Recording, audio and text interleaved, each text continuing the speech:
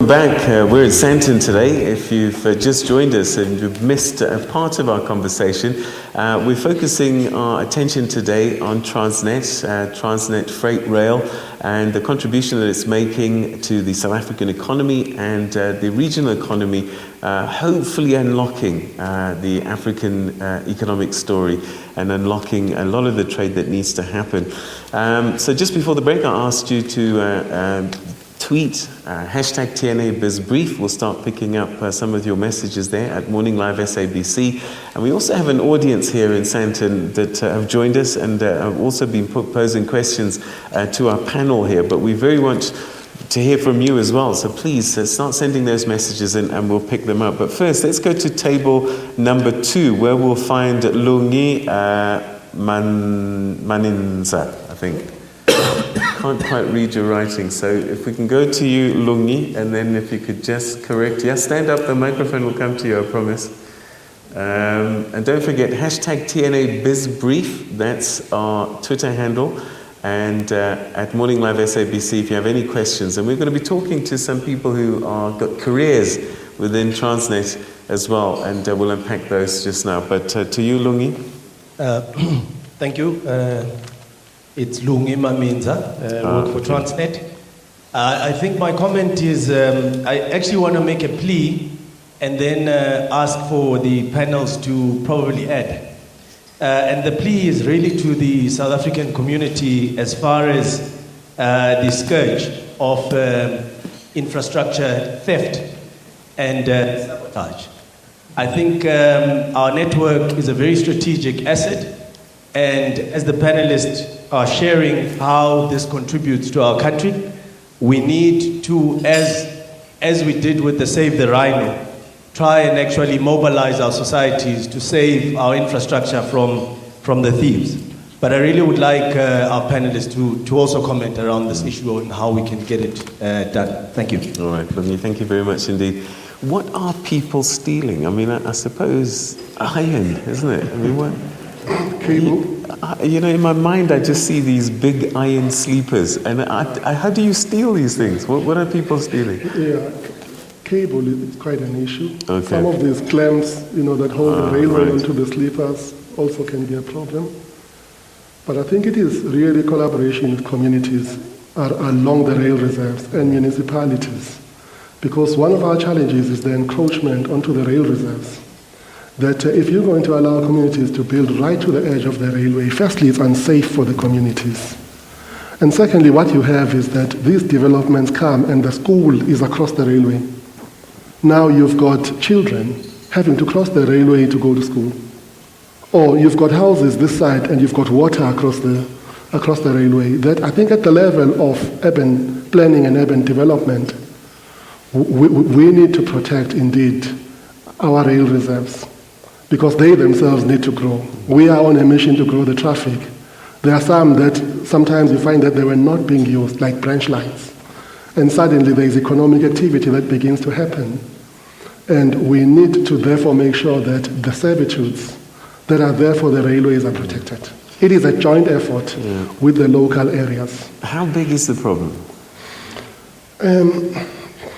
It is quite a problem, and I think it is in the different areas where a lot of effort needs to be put in. There are areas where we don't have as much of the problem in the country, but where there is concentration of residential areas, I mean, when we go on some of the lines, you see the residential area is right on the edge, and in the middle of it is some scrap dealer, with a huge board, so-and-so scrap dealer. And you're like, really, this should not be right on the edge of the railways. Okay. Kweni Korf is on table number 3. There we go. Thanks for the opportunity. I'm Kweni Korf. I'm the train control manager of the Gauteng cluster. I would like to know which strategy or which strategies are designed or are going to be designed after 2020, when we have reached our targets of the MDS to align TFR's targets or TFR's future for that matter. Okay. Fantastic. I think we are beginning to engage exactly about that within Transnet. Part of it, I think, was touched on earlier, the issue of the digital journey as an example. That begins to be part of the new. The strategy of growing and giving more of the service to the continent. As Transnet is the biggest freight and logistics, railway operator in the continent and the Middle East, and the kind of competencies that we have are needed in the continent. And so we will continue to grow along those directions. But we are looking at other activities that complement what we do and that make good business sense for us, like 4PL type of activities that we should get into. So, but the digitization of the business is one of the biggest ones. It comes with the new rolling stock, locomotives and wagons that we are building, that if you were driving a Toyota from 1970 and you are now being given a Toyota from 2016, you need to be retrained as the person who's going to handle it. And also the kind of operating systems that you use are very different.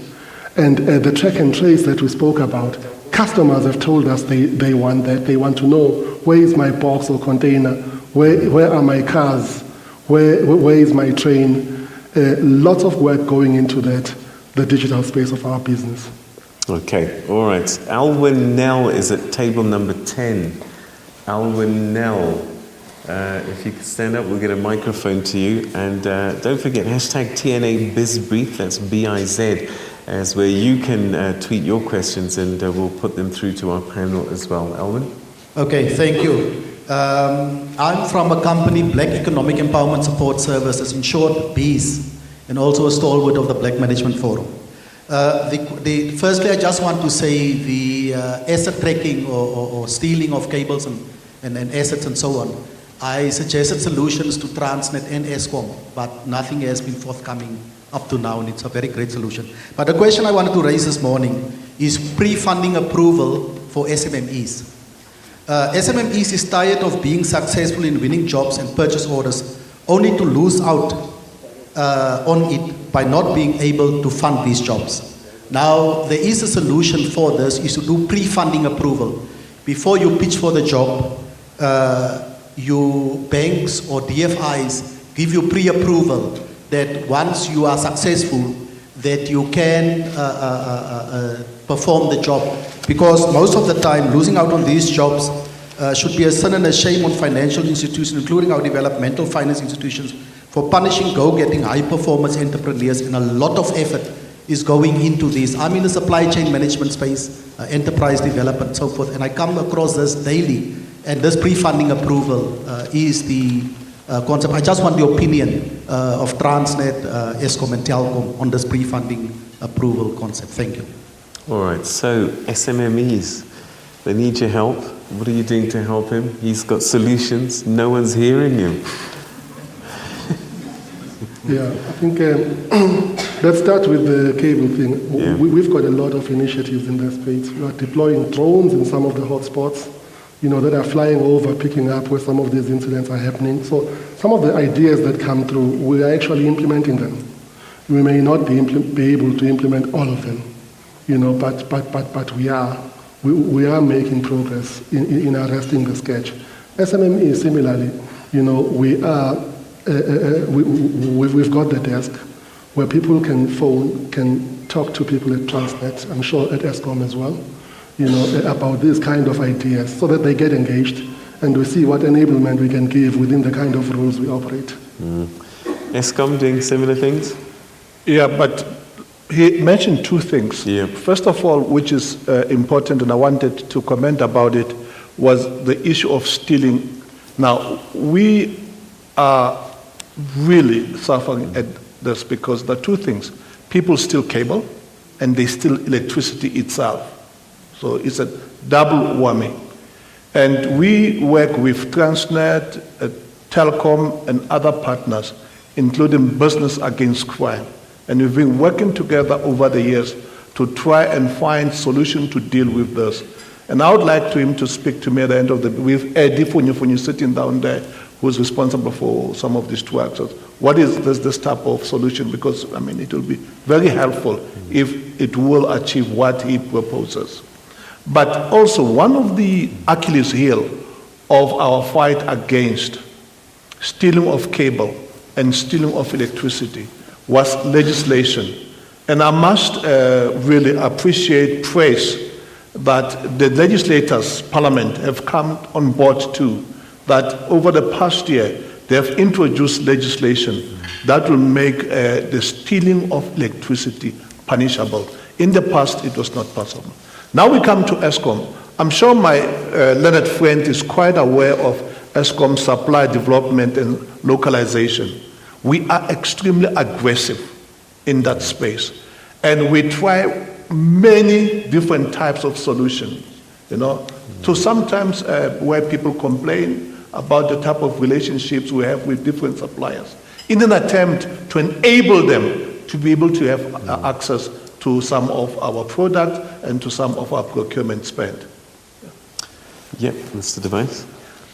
I think just to add to what Mlamuli has said, we've spent something like 5 billion already on black-owned businesses, women-owned businesses.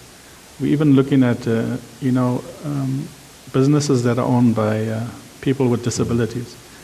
We've also set up enterprise development hubs. We've taken some of our suppliers through a development. We've got one set up at the Carlton Centre. It's already had something like over 14,000 visitors.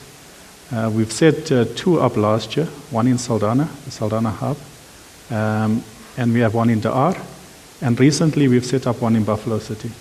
So these are opportunities for small businesses to get into these hubs. We go to these hubs, we talk to them from time to time, also to show them what are some of the opportunities that are coming up.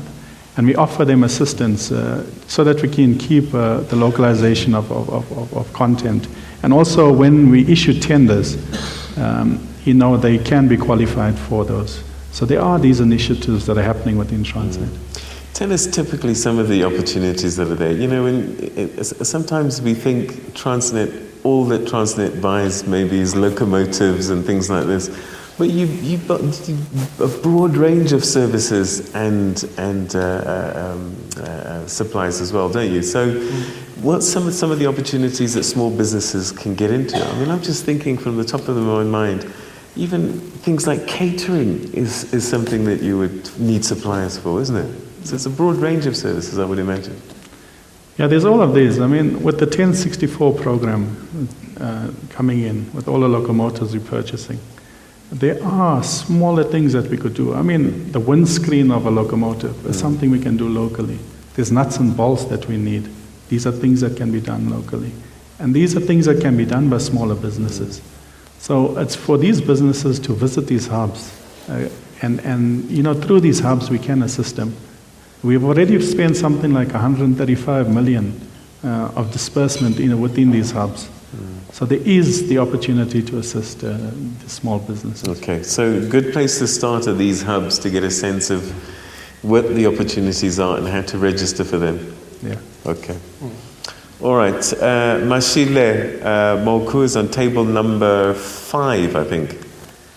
Mashile, if you could stand up. Thank you.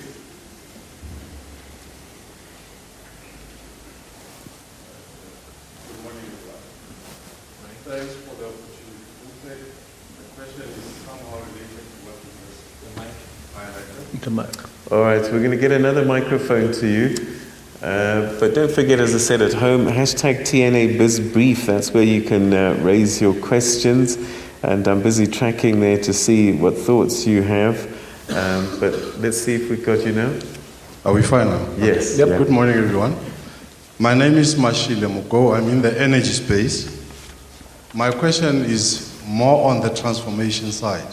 After 20 years or more, we're still talking white papers, all those things that we can think of in terms of government policies, but you still don't see physically the transformation itself. So my question is, what barometers or measures does Transnet have to keep track on their transformation for the service providers. That is, if you check in terms of Transnet, your service providers, are they compliant? If not, what penalties do you have?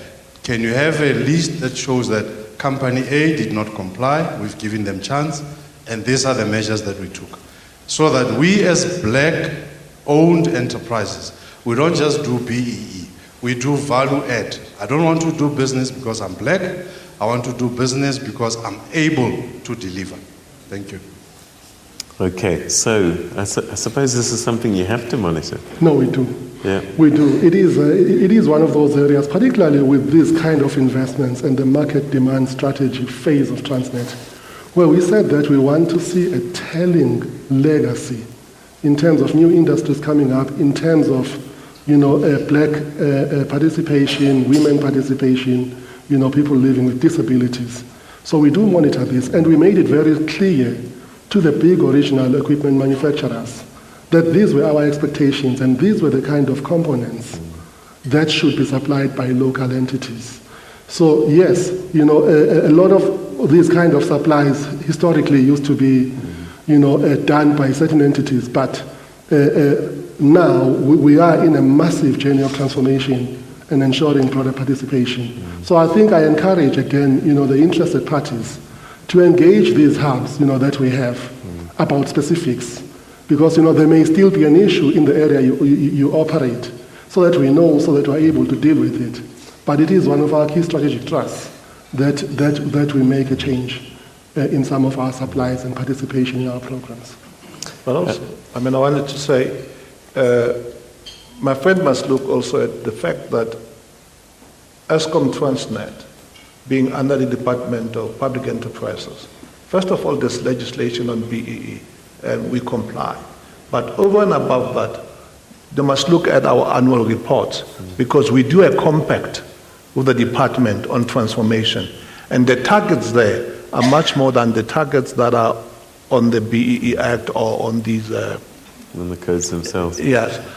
But we become even much more aggressive ourselves and even go beyond the targets that are coming from the Department of Public Enterprises or the BEE codes and the BEE legislation. And it's tied to our performance itself, and our performance bonuses are based on that.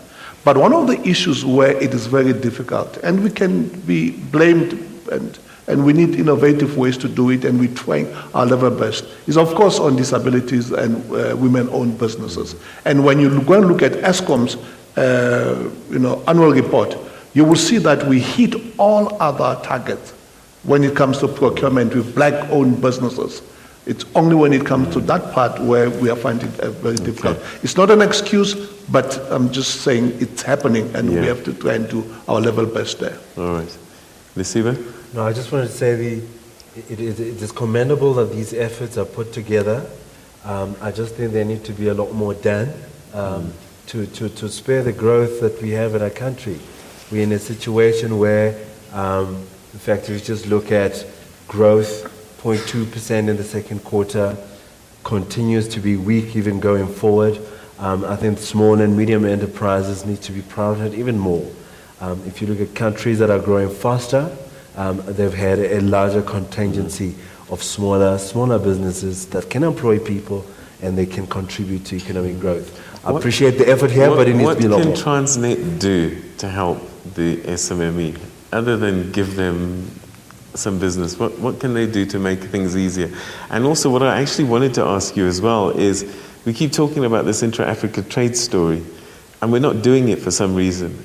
What's holding us back? We've got great rail networks here. We can move goods. It can't be the infrastructure. There must be something else. What is holding us back from doing that?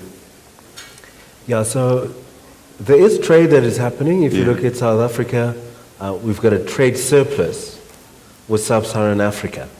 And the goods that are being transported or traded with, exported to Sub-Saharan Africa are high-end goods. So it's cars, it's fertilizers, it's manufactured products, which is a different situation to when you look at the content of trade with China or with the European Union or with the US. So there is some trade that's happening, it's just not sufficient enough. And it's a function of dealing with some of the regulations. There's tariffs and exports tariffs that are put together there. There isn't enough cooperation amongst sub-Saharan African countries to make sure that there's sufficient enough trade. I know from one end we're having a surplus, but the conversation from the top, further north from where we are, they say, well, we need to correct that outcome so they can have a fair trade discussion. Okay. But I think we need a lot more intensified. Lloyd, are the politicians helping you as a business? Because a lot of your stuff has to move cross borders, and the politicians are the ones that open the borders for you, make things easy, ease of doing business, etc., etc. Are they assisting? Are they listening to your lobbying? Because you're hearing it in one ear from your customers. And I guess you're in a position, the size that you are, to talk to these politicians. Look, we are getting the support. We've signed bilateral agreements as well, with the different countries. We've also got an association called the Southern African Rail Association. When we do the investment, obviously we can't do it only from South Africa. It also needs to be done across the border, because if you run into that network, you don't run into problems and have derailments. So it's from that perspective that we've been discussing how do we do an integrated investment so that goods move freely across via rail. We're currently sitting, I think, in terms of moving to neighboring countries, about 7.2 million tons. But with this program of ours, the MDS, we want to move to at least 18.9 million tons. So there's a lot of conversation that's happening with the different countries, and we're getting that support, I must say. From where we sit at Eskom, we're coming out of a very difficult time, but we're seeing only the bright side moving forward. We've spoken about the fact that we're not load shedding. But what I did not mention, and most important, and everybody must understand, Eskom is open for business. We have got excess capacity. Next week, Wednesday, we have a state of the system. I can't release the numbers now. Yeah. We are selling to all the countries around us more electricity than ever before at this point in time. So which means we are saying to South African business people, spend your money on infrastructure, electricity is there. And we have to strengthen our network to transmit into Zimbabwe and all these other countries. But you will see the numbers next week that we're selling more electricity than we did before. So that can only be positive. It can't be negative moving forward. Mr. Buthelezi, are you doing joint ventures with networks beyond our borders? So some countries can't afford to upgrade their networks. And for Transnet to do well, for the continent to do well, you've got some cash. Are you helping? Are you doing joint ventures to improve the infrastructure beyond our borders? We are working with the finance institutions, like the DBSA, to basically help bridge the funding gap with the neighboring railways. But I think we both understand the imperative of growing like the North-South corridor, and we work to the same standards. We also realize that there is a need to simplify the business. If you are a customer with copper sitting in Zambia, you're going to talk to the Zambian railways, talk to the National Railways of Zimbabwe, Beitbridge, Bulawayo Railways, and then Transnet Freight Railways, and then the ports. That even at a commercial level, we then began to say that the customer must be able to go and speak to one. And we've got a formula amongst ourselves of how we split the payments, as an example. Because it becomes much more simpler for those kind of customers to go to the truckers. And then you see a lot of copper trucks coming down the N1, N3, going to the Port of Durban. So at a commercial level, at a technical level, at an operations level, we need to simplify how we do things. We've had some success stories.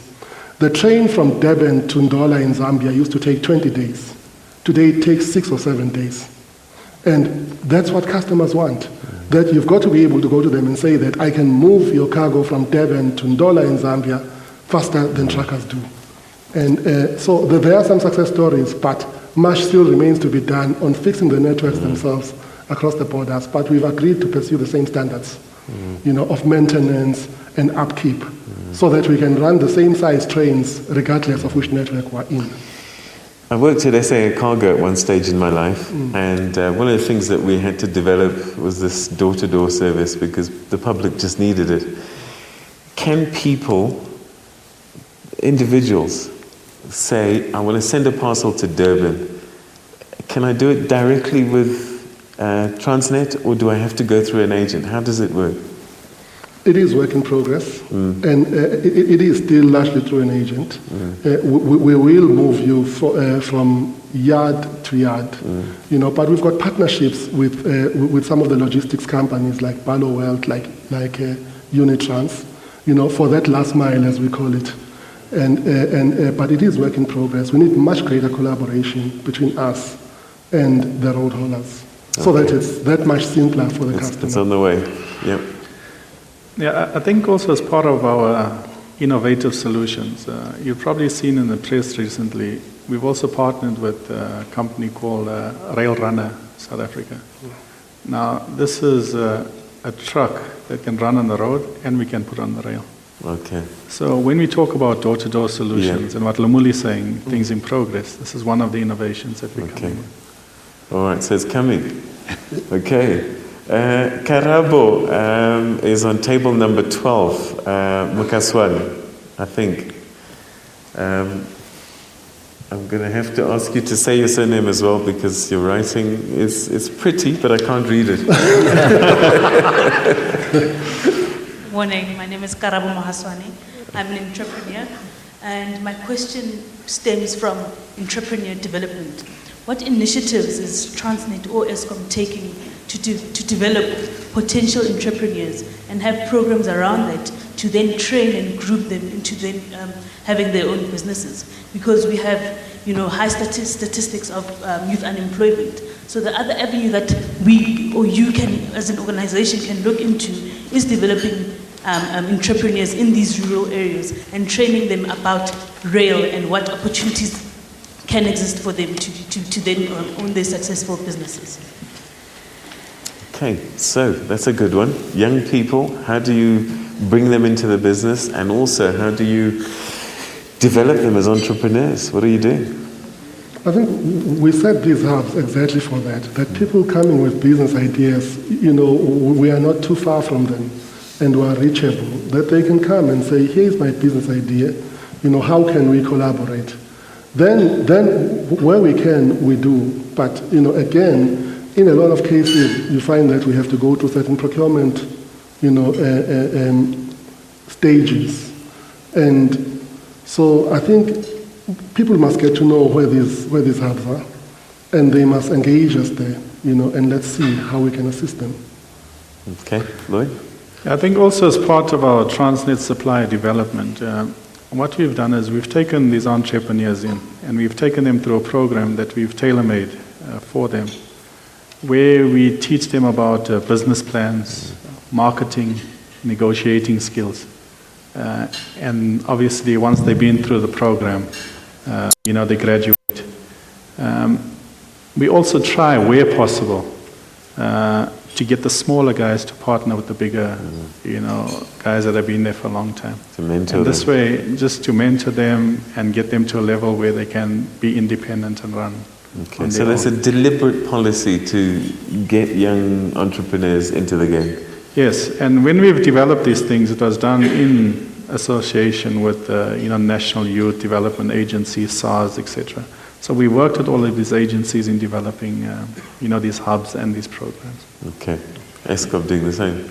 Yeah, no, in fact, I probably the best in the world, and the best in the world in this, that we won an award on contractor and supply development from the American Chamber of Commerce in South Africa. Wow. And then we went on to win it in South Africa. And last month, we won as the best practice all over the world in Germany. We became #1 on how we do contractor supply development. And I would ask people to visit our website to go and see what we are doing. Okay. We do a lot for young people. By the way, we took young people all over the country, across South Africa, who have mathematics and science, and only matric, and some of them with degrees.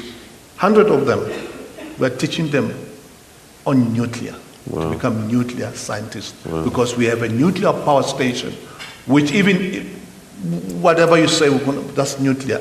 With the best in Africa, with the only nuclear power station, we took 100 students who in two years' time will be nuclear scientists. Wow. So we're doing a lot. Okay, all right. So, and that's a good point to take a quick break. After the break, we're going to start taking a look at some of the career choices that you can make inside Transnet, and we're going to talk to some of those that have already started on that path and have been given opportunities, including lady train drivers. Stay with us for that.